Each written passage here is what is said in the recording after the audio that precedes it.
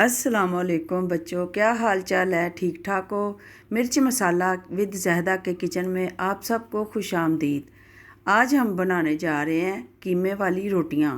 और आइए देखते हैं कि कीमे में क्या क्या डालना है। सब तो पहले असी प्याज चॉप करांगे।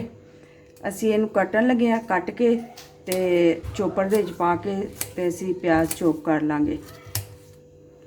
देखो प्याज चॉप हो गया, मशीन च पाया। असी इनू पीस लांगे, दगड़ मगड़ कर लांगे, दगड़ मगड़ चॉप कर लांगे। असी हुण विच मिर्चा पाओगे, 6 तो 7 मिर्चा ने। मिर्चा वैसे असी ज़्यादा खाने, मेरा बेटा नहीं ज़्यादा खाता मिर्चा, तो उन्होंने तो वैसे ही बड़ियां मिर्चा लगदियां, कोई गल कह दो तो इसलिए असी घट ही मिर्चा अज पाईयां। हुण असी धनिया कट्टन लगे, बरीक बरीक धनिया की गिच्ची नप्पन लगे। अल्लाह अकबर, अल्लाह अकबर। आधा किलो कीमा लिया सी ते हुण असी कीमे दे विच मसाले पाउण लगे हैं। 1 चम्मच 1.5 चम्मच पावांगे नमक दा, छोटे चम्मच ने। 1.5 चम्मच मिर्चां दा। ते वेखदे जाओ ते सबसक्राइब करते जाओ ते बैल बटन भी दबाओ ते अगे भी लाइक करो, शेयर करो।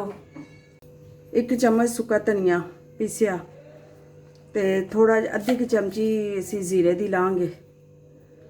ते असी धनिया नूं नवा लिया है, ते तुसी भी नवा के ते फिर ही पाया करो, ते नवान तो बगैर नहीं जद ओहदा रंग निकल आंदा है। ते हुण असी प्याज ते सब्ज़ मिर्चां जिहड़ियां असी पीसियां सी ओह पाउण लगे। हुण असी इहनूं मिक्स कर लांगे चंगी तरह।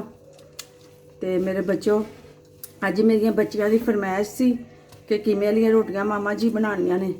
ते मैं कहा पुत्तर मैं तो अज ठीक नहीं हैगी, ते मेरिया बच्चियां ही काम करनियां ने, ते इन्हां दी हौसला अफजाई करनी तुसी।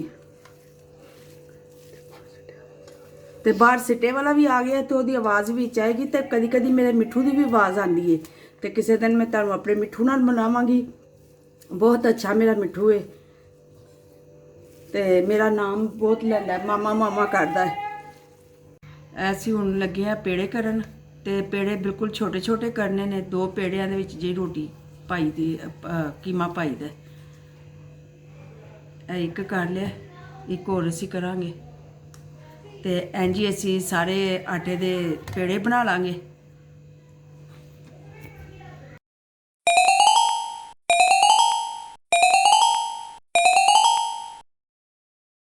जिवें कि देखदे पे जे पेड़े साडे सारे तैयार हो गए ने। ते हुण मैं तुहानूं रोटी बना के विखानी आ। बिस्मिल्लाह। मिठू शोर नहीं करना बेटा, मेरा मिठू शोर करदा, ज़रा टेंशन नहीं लैनी। हुण मैं रोटी वेलनी पई आ, ते हुण तुहानूं मैं इहदे ते कीमा रख के दिखावांगी।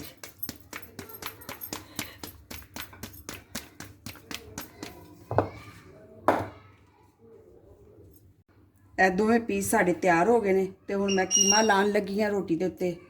देखो बिस्मिल्लाहिर्रहमानिर्रहीम।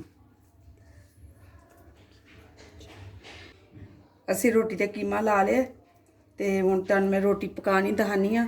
ते कच्चा कीमा जे तुहानूं मैं पक्के कीमे की भी रोटी बना के चैक करावांगी फिर किसी दिन। ਉਹਦੇ 'ਚ आलू पेगा नाल। बिस्मिल्लाह।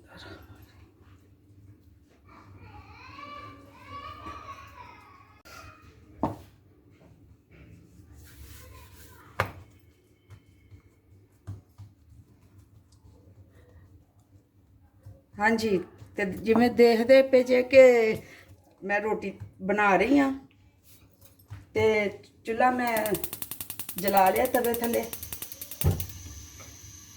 तो हुण तुहानूं रोटी पका के विखानी आ मैं। बिस्मिल्लाह। ताज़ा आटा वे, तो मैं तो हत्थ नाल ही रोटी पका लैनी, वेलन की जरूरत नहीं पैंदी। तुसी वेल के भी पका सकते जे।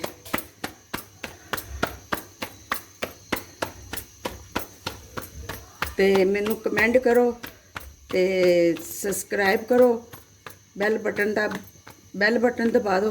तो मैं तवे ते पान लगी रोटी। बिस्मिल्लाह। देखो रोटी कितनी प्यारी पक्की मेरी।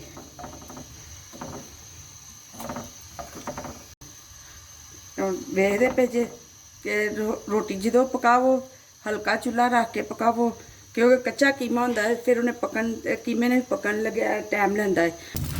वेखते पे जे कि मैं तवे ते पाई सी ते हुण मैं ऑयल पा के रोटी पका रही हाँ। ते माशाल्लाह देखो मेरी रोटी का कलर, माशाल्लाह परांठा भी कितना प्यारा लग रहा पे। ते मेरी मिठू शोर नहीं करना बेटा, मेरा मिठू शोर कर रहा वे। भुख लगी है मेरे मिठू ने भी, तो परांठे की खुशबू सुन के ना तो हुण बेचैन हो रहा वे।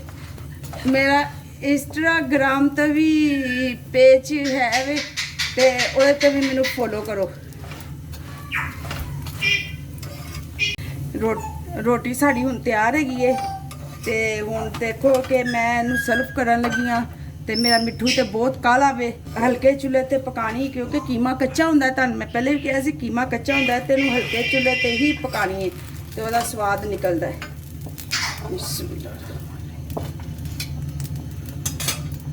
ए देखो माशाल्लाह कितना प्यारा परांठा बनया है। अगर वीडियो पसंद आई है तो मैनू लाइक करना, तो दुआवां च याद रखना, तो अपना ते अपने घर वालियां दा ख्याल रखना। अल्लाह हामियो नासिर।